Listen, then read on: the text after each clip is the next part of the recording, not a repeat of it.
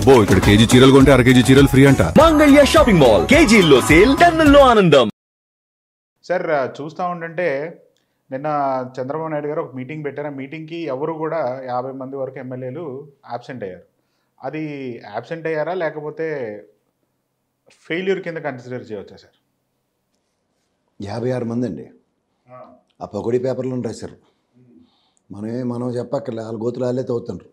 వాళ్ళు నేను అబ్జర్వ్ చేస్తున్నాను. తపేలా ఛానల్ రెండును ఫస్ట్ వీక్లోనే ఏదో పేమెంట్ ఉంటుంది సార్. అది రాకపోతే ఇమీడియట్గా ఆల్రెడైతే ఆ పెట్రోల్ బంక్ కూడా అయితే రామ్ గోపాలవరం ఎంట్రీ ఉంటుంది. సీరియస్గా ఒక 2 రోజులు ఇంకా తెలుగుదేశం ప్యానల్ ఉండదు.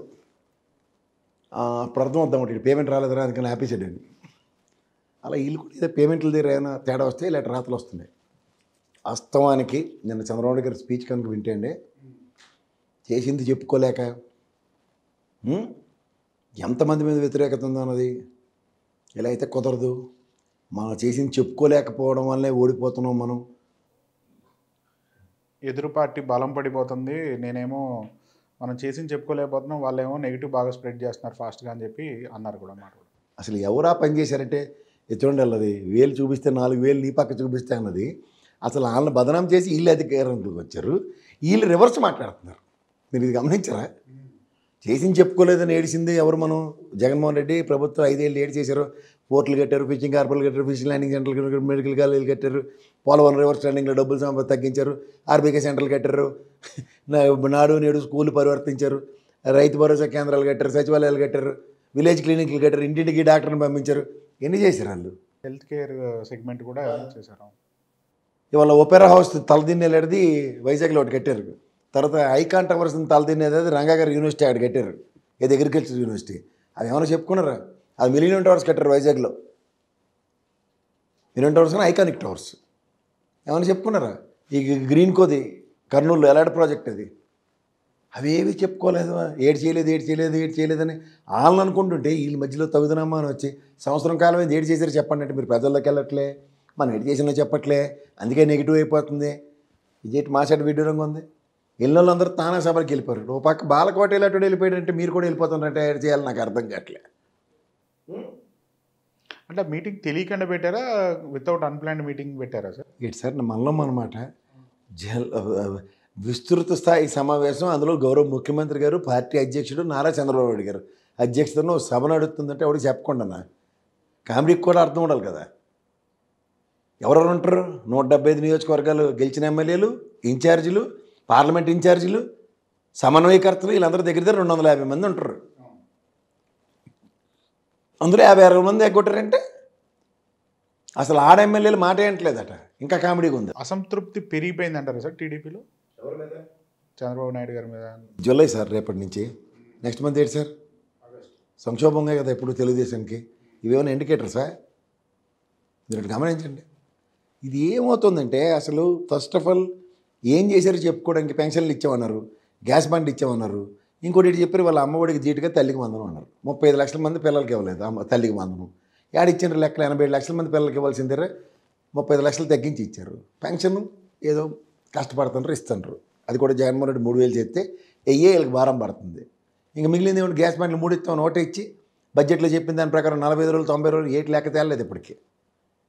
మిగిలిన 2 బండ్లు ఎత్తేసారు. ఈ సంవత్సరం బండ్ల గురించి ఇంకా కథలు చెప్తుండ్రు. ఉచిత బస్సు మాట దేవుడు ఎరుగు. ఏడు మొఖం పెట్టుకుని ప్రజల్లోకి వెళ్తారు. ఆగస్ట్ 15 నుంచి ఫ్రీ బస్ కూడా అని చెప్పారు. ఆగస్ట్ 15 అంటే సంక్షోభం ముందు ఉంటుంది కదా సార్.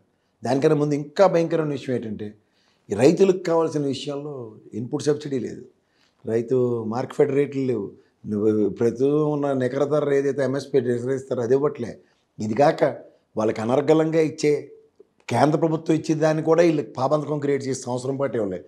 ఇన్సూరెన్స్, క్రాప్ ఇన్సూరెన్స్ లేదు. అకాల వర్షాలతో తీవ్ర నష్టాలు ఎదుర్కొన్న రైతుల పరిరక్షణ జరగలేదు. లాస్ట్ ఇయర్ కూడా ఇవ్వలేదు కదా సార్ ఫార్మర్స్. ఈ ఇయర్ కూడా అయిపోయినాయి. ఇవన్నీ చూస్తుంటే ఒక పక్క రైతు సమస్యలు, నిత్యావసర సరుకులు బాదురే మీరు చెప్పి సావసంపి చెవులు మోస్తున్నారు ప్రజల్ని. పెట్రోల్ రేట్లు ఎక్కడ లేని రేట్లు మనకాడ ఉన్నాయి. మేము వస్తే ఏడు చేసినారు అదే రేట్లు. ఇవన్నీ కనబడుతుంటే ఏంటి నెంబర్ 1 ర్యాంక్ దేంట్లో ఉందంటే పెట్రోల్ హైయెస్ట్ అమ్ముతుంది మేమే, లెక్కర్ అనర్గళంగా అమ్ముతుంది మేమే. ఇదేంటండి ఇది? తెల్లార్లు లెక్కర్ దొరుకుతుంది. ఎక్కడ బాధ బందిరి లేకుండా దొరుకుతుంది. తిరుపతి లాంటి దైవక్షేత్రంలో కూడా అత్యధిక మద్యం దుకాణాలు తెల్లారులు అమ్ముతుండ్రు. ఇవన్నీ గమనిస్తుంటే ప్రభుత్వం మీద వ్యతిరేకత ఉన్నట, లేదా మా చెట్టు బ్రహ్మాండంగా చేసి హెడ్డింగ్ ఎటర్ మాది మంచి ప్రభుత్వం, రేపటి నుంచి స్టెక్కర్లట 5,67,00,000 ఇచ్చి ఇంటింటికి జరగమని కాగితాలు ఇస్తే గత కాగితాలు ఉన్నాయి కదా అక్కడ.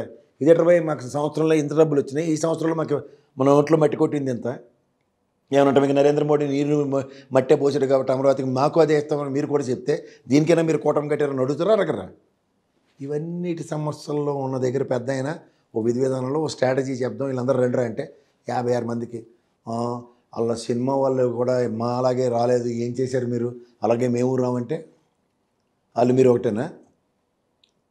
సో విధి విధానాలు చర్చించే దగ్గర సమన్వయకర్తలతో సంధానపరిచి రేపొద్దున కార్యాచరణ డిజైన్ చేసి పంపించే దగ్గర తూచ్ ఆదిలోనే అంశపోతే 56 మంది రాలేదు.